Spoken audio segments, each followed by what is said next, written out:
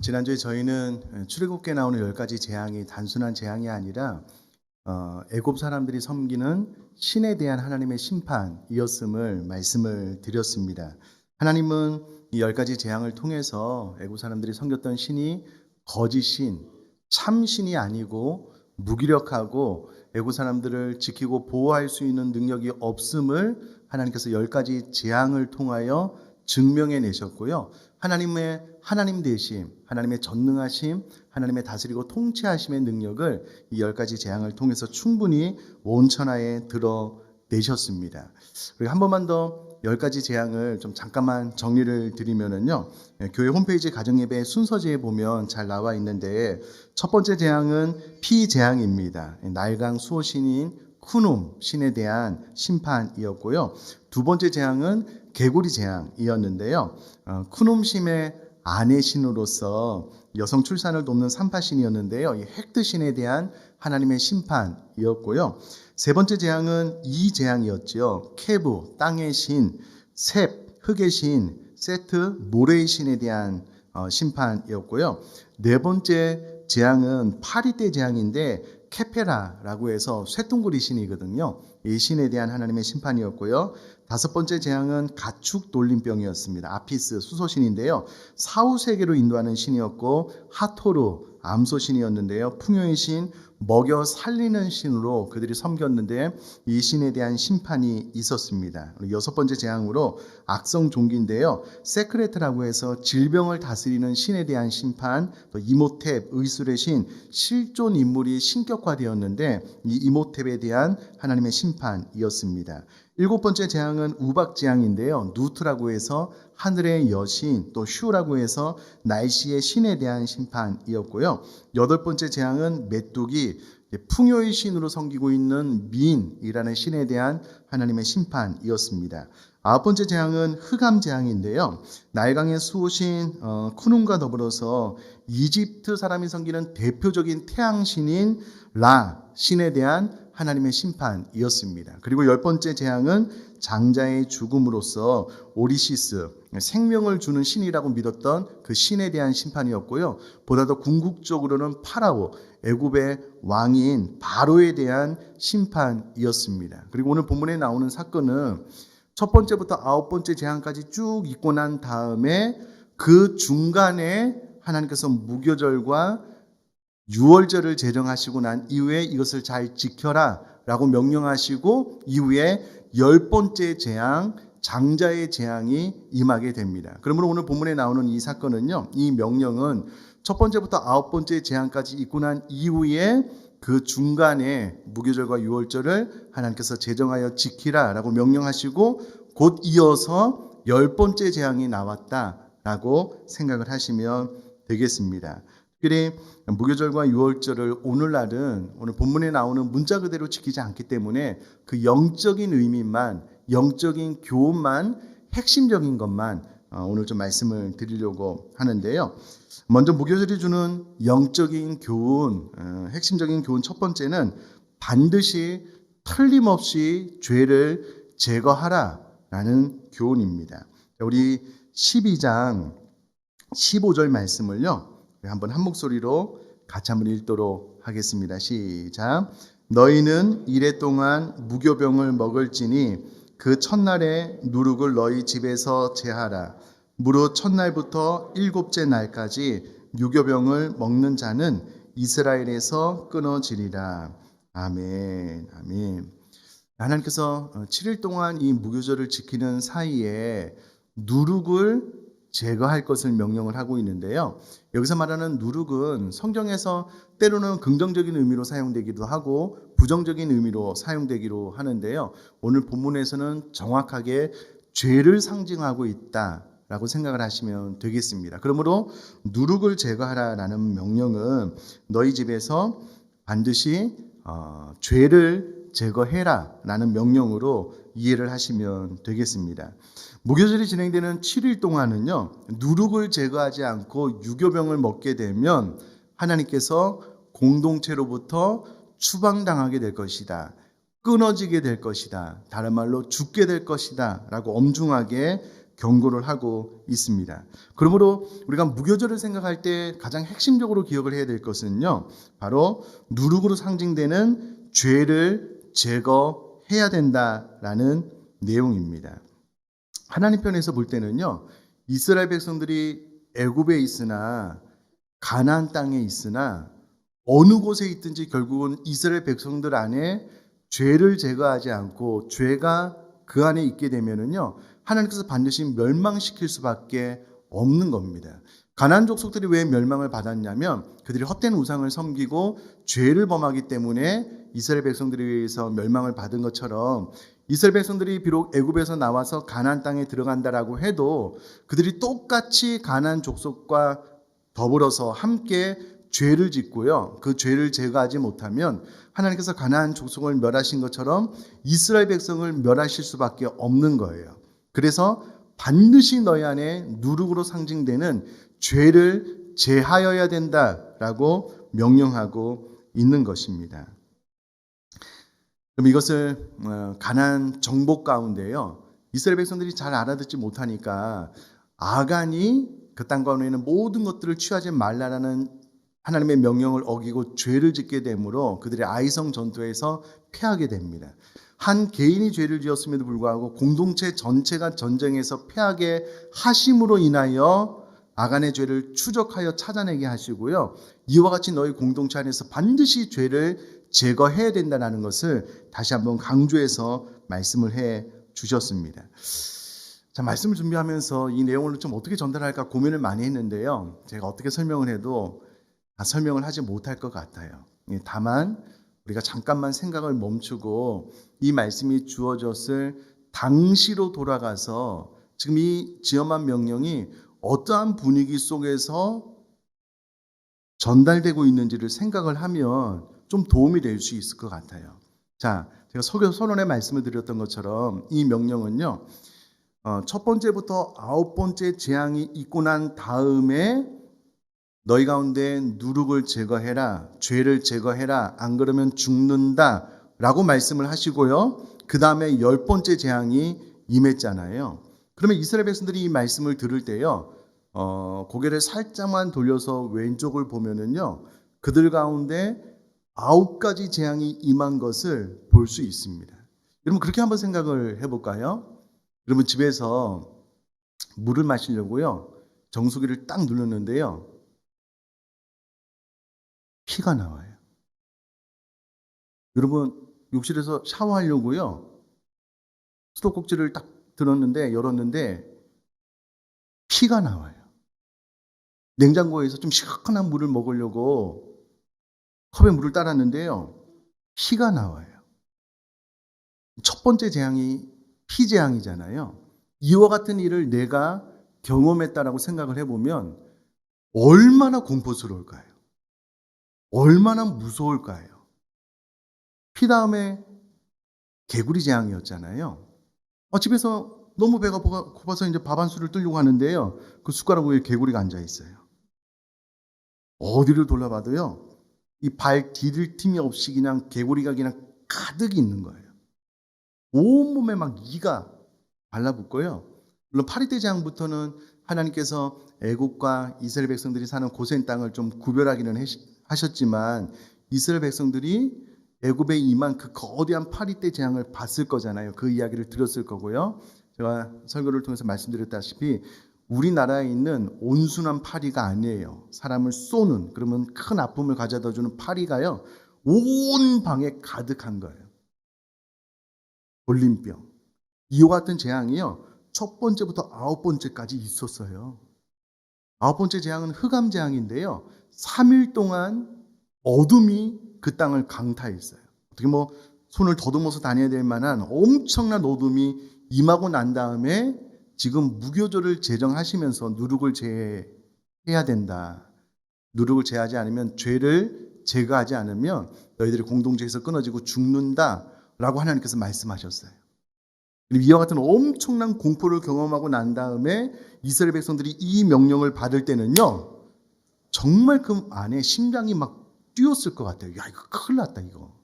7일 동안 이 누룩을 제거하지 않고 맛있는 빵, 달달한 것, 이런 거 먹으면 죽는구나 라고 생각을 했을 거잖아요. 그리고 난 다음에 10번째 재앙으로요, 장자가 죽는, 애굽 온 땅에 큰 슬픔이 임하는 장자의 죽음에 대한 심판이 있었잖아요. 그러므로 이스라엘 백성들은 오늘 이 명령을요, 우리처럼 이렇게 차분히 그냥 등받이에 앉아서 편안하게 듣지 못했을 겁니다. 정말 그 안에 너무나도 큰 두려움과 충격으로 이 명령을 받았을 거라고요. 그렇다면 우리도 똑같이 들어야 돼요. 똑같은 어감으로. 와, 이게 지금 내 삶 가운데 죄를 제거하는 명령이 이게 보통 명령이 아니구나. 쉽게 생각할 영역이 아니구나. 이거 진짜 잘못하면, 까닭 잘못하면 죽는 거구나 라고 생각을 하고 죄를 제거하기로 지금 결심할 수 있기를 간절히 바랍니다. 이게 어정쩡하게 들을 수 있는 메시지가 아닌 거예요. 정말 이스라엘 백성들은 두렵고 떨리는 마음으로 이 말씀을 받았을 것입니다.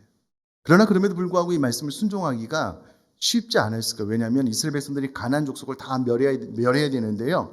가나안 족속들이 큰 전투에는 졌음에도 불구하고 그들이 사는 곳에서 철옹성을 치고요, 끝까지 저항하는 거예요.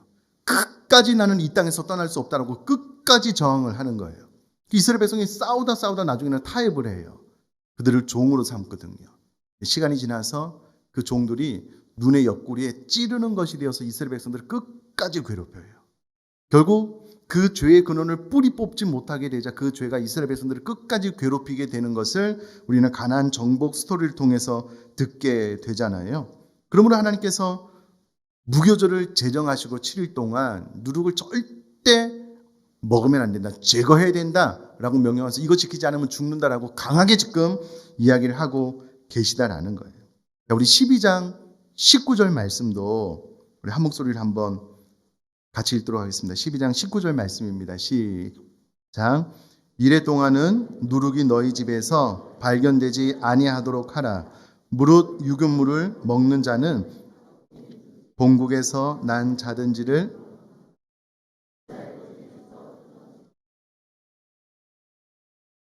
원어로 좀 직역을 해보면은요, 내가 하나님이 너희 집 안에서, 오늘날로 이야기하자면 내 마음 안에서 누룩이 있는지를 찾을 것인데, 하나님께서 직접 우리 마음속에 죄가 있는지 찾을 것인데, 발견되어지면 너는 이스라엘 회중에서 끊어지게 될 것이므로 발견되지 않도록 해라. 이 말씀이에요.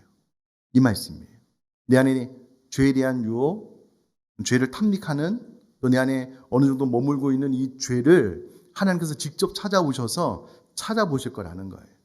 발견되면 이스라엘 회중에서 끊어지게 될 것이므로 발견되지 않도록 완전히 제거하라 라고 명령을 내리고 있는 것입니다. 그러므로 이 무교절 7일 동안 이스라엘 백성들이 경각심을 가지고요, 어떻게 하든 누룩을 제거하려고 노력을 했을 것 같아요.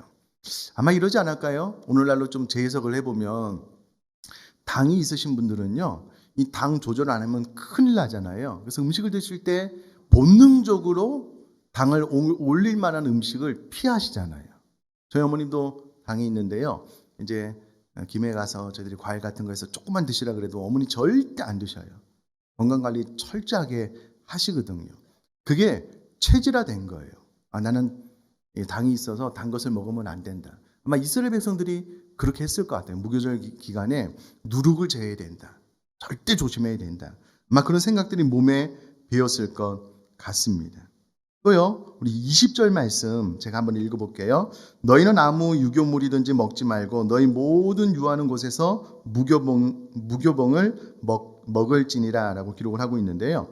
자, 너희 모든 유하는 곳이라는 것은 이스라엘 백성들이 가나안 땅에 있든지 광야에 있든지 어디 있든지 그렇게 해야 된다는 것을 의미하는데요. 오늘날로 이야기를 하자면 우리가 교회에 있든지 집에 있든지 회사에 있든지 회식의 자리에 있든지 나 홀로 있든지 어느 곳에서든 죄를 제하고 죄를 범하지 말아야 될 것에 대해서 이야기를 하고 있다는 거예요. 제가 요즘 좀 늦게 알게 되었어요. 유땡땡을 찾아보면 배울 게 많더라고요. 제가 좀 보고 배웠으면 좋겠다라는 모든 내용이 핸드폰 안에 유땡땡 안에 다 있더라고요. 요즘 이제 그런 것들을 보고 제가 궁금한 것들 좀 찾아서 배우고 있는데요. 깜짝 놀랐습니다. 이게 얘가 좀 똑똑해요. 제가 무언가를 배우려고 딱 클릭을 하고 영상을 보면은요, 그와 관련된 영상을 막 보여줘요. 그래서 이거 보다가 이런 것도 있네? 클릭하고 막 이렇게 공부하는 재미가 있더라고요. 여러분, 그 사이에 야한 게 있어요. 야한 게 있어요. 제가 깜짝 놀란 게 무엇이냐면요, 이거 막 보다가 중간에 이건 뭐지? 클릭을 하지도 않았는데요, 영상이 플레이가 돼요. 깜짝 놀랐습니다. 제가 의지를 가지고 눌러야지만 영상이 플레이가 되는 게 아니고요, 제가 관심 있게 보는 거를 계속 공부하다가 중간에 야시시한 게 있는데요, 이게 뭐지 하고 있는데 얘가 플레이가 돼요. 요즘 세상이 이렇더라고요. 내가 의지를 가지고 액션을 취하지 않아도요, 눈앞에서 죄가 플레이가 돼요. 조금만 신경을 쓰지 않으면은요, 금방 안목의 정욕, 짧은 순간 쾌락의 마음을 빼앗길 수밖에 없겠더라고요. 이런 시대에 우리 사랑하는 자녀들이 살고 있잖아요. 이런 시대에 우리가 뜻을 정해서 어떻게든 죄를 제해야 되겠다라고 생각을 하지 않으면은요, 금방 하루에도 몇 번, 수십 번씩 안목의 정욕에 이 음란을 탐닉하는 죄에 빠지게 되는 거예요. 그리고 이런 세상 가운데 우리가 뜻을 정해서 내가 내 마음을 잘 지켜 죄를 범하면 안 되겠다라고 결정하지 않으면은요, 누구라도 죄에 대해서 자유로울 수 없는 시대에 우리가 살고 있잖아요. 그러면 여러분, 이 말씀을 꼭 그렇게 생각하시면 좋을 것 같아요. 왼쪽으로 고개를 딱 돌리면은요, 집에서 피가 줄줄줄줄 나와요. 개구리가 막 집안에 막 사방으로 뛰어다니고요, 이 파리가 막 집안에서 득실득실거려요. 그걸 좀 생각하셔요. 내가 죄를 지으면 이와 같은 재앙이 내 삶 가운데 임하는 것과 똑같겠구나. 이제 그렇게 두렵고 떨리는 마음이 있어야지만 죄를 이길 수 있는 힘이 위로부터 우리에게 부어지게 될 줄 믿습니다. 이 모든 것들을 다 그냥 생각하지 않고요, 아무 생각 없이 그냥 핸드폰 하루 종일 붙잡고 있으면은요, 얼마든지 죄에 탐닉하고 죄에 빠질 수 있을 것 같아요. 그래서 여러분, 이 무교절을 통해서 우리에게 주시는 첫 번째 영적인 교훈은 반드시 틀림없이 죄를 제거하라라는 하나님의 지엄한 명령이기 때문에 꼭 마음속에 깊이 새겨 잘 따르고 순종할 수 있게 되기를 주님의 이름으로 축복합니다. 두 번째, 유월절이 주는 영적인 교훈인데, 유월이라는 말은 넘어가다는 말인데요, 어렵지도 않습니다. 구원의 은혜를 기억하고 감사하라. 유월절을 지킬 때에 이스라엘 백성들의 애굽에서 탈출될 때 유월절 어린 양의 피로 말미암아 구원받고 살게 된 것처럼 우리가 예수 그리스도의 보혈로 말미암아 구원받게 된 이 은혜를 기억하고 감사하는 그런 영적인 의미가 있는 절기가 유월절입니다. 유월절은 우리 모두가 잘 알고 있잖아요. 죽음의 사자가 애굽 그 땅에 죽음을 가지고 올 때요, 이스라엘 백성들은 어린 양의 피로 오늘날 이야기하자면 무슨 사방에 어린 양의 피를 바르면은요, 그 안에 누가 있든지 어떠한 죄를 가지고 있든지 그의 인격과 성품이 어떻든지 그것과 전혀 상관없이 죽음의 사자가 어린 양의 피만 보면 넘어가는 거예요. 우리도 우리 안에 얼마나 많은 죄가 있습니까? 그러나 어린 양의 보혈로 말미암아 우리가 거듭난 하나님의 백성됨으로 우리가 죄가 없어서가 아니라요, 예수 그리스도의 보혈로 말미암아 죄가 용서함 받아서 생명을 얻어 하나님의 자녀로 거듭나 구원받게 되었으므로 구원의 은혜를 기억하고 감사하는 삶을 살라라는 것이 유월절이 우리에게 주는 영적인 교훈이다라는 겁니다. 자, 우리 12장 23절 말씀 한번 같이 속도를 맞춰서 한번 읽어보겠습니다. 12장 23절입니다. 시작. 여호와께서 애굽 사람들에게 재앙을 내리려고 지나가실 때에 문 임방과 좌우 문설주의 피를 보시면 여호와께서 그 문을 넘으시고 멸하는 자에게 너희 집에 들어가서 너희를 치지 못하게 하실 것임이니라. 아멘. 직역하면은요, 그리고 그가 그 멸하는 자에게 치기 위해 너희 집에 들어가는 것을 허락하지 않으실 것이다 입니다. 이 어린 양의 보혈, 예수 그리스도의 피를 의미하는데요, 그 보혈이 문 임방에 문 옆에 발려져 있으면 그 피를 보고 죽음의 사자가 그냥 넘어가게 될 것이므로 너희가 살게 될 것이다. 이것을 기억하여 지키는데 오늘날 예수 그리스도를 믿음으로 말미암아 우리가 값없이 구원받은 은혜를 기억하고 감사해라 라는 영적인 교훈이 있습니다. 이것을 또 어떻게 설명을 할까 좀 고민을 하다가 좀 도움이 되면 좋겠는데요. 저는 그렇게 생각을 좀 해봤습니다. 저는 지금의 제 아내와 25년 전에 만나서 결혼을 했는데요. 제 아내가 제가 학생 때부터 기도해왔던 이상형이에요. 정말 잘 만나서 저랑 이렇게 결혼을 해준 것에 대해서 저는 지금도 마음 깊이 감사하고 있어요. 안 그랬으면 홀로 외로이 쓸쓸하게 살았을 텐데 우리 아내가 저와 결혼해 준 것에 대해서 진짜 감사하고 있어요. 제가 다른컨대 단 한 번도 제가 제 아내보다 낫다, 결혼해서 제가 손해봤다라고 한 번도 생각해 본 적이 없습니다. 아마 없을 거예요. 그렇게 생각하지 않습니다. 고마워요, 고마워요, 고마워요. 이런 마음이 있으니까는요, 결혼 생활이 되게 행복하고 감사해요. 제가 요즘 장기침을 많이 해서 죄송한데, 그래서 그런가 우리 성도님들한테 사랑을 많이 받아요. 이 카페 쿠폰을 하나 주셔가지고요, 지난 월요일 날 우리 아내랑 저기 이제 서종에 있는 좋은 카페 가서 차를 마시고요, 그 옆에 이제 두물머리 가서 손을 잡고 걸으면서도 그런 이야기 많이 했습니다. 참 고맙다고. 예, 그동안 이 못난 나를 걷어줬다라는 말까지는 하지 않았지만 같이 살아줘서 참 고맙다고. 근데 그런 이야기를 나누는데요, 마음이 되게 행복하고 좋아요. 손에는 그 두물머리 가서는요, 그냥 뭐 간식거리, 그거 하나 드는 게 다예요. 뭐 대단한 것도 없습니다. 그냥 그거 먹으면서 그냥 담소를 나누는데 참 마음이 차분해지고 행복해져요. 이게 왜 그럴까? 고마움 때문에 그런 것 같아요. 사랑하는 성도님들 마찬가지 아닐까요? 우리가 구원받은 것, 그런 성도님들 고맙지 않으셔요?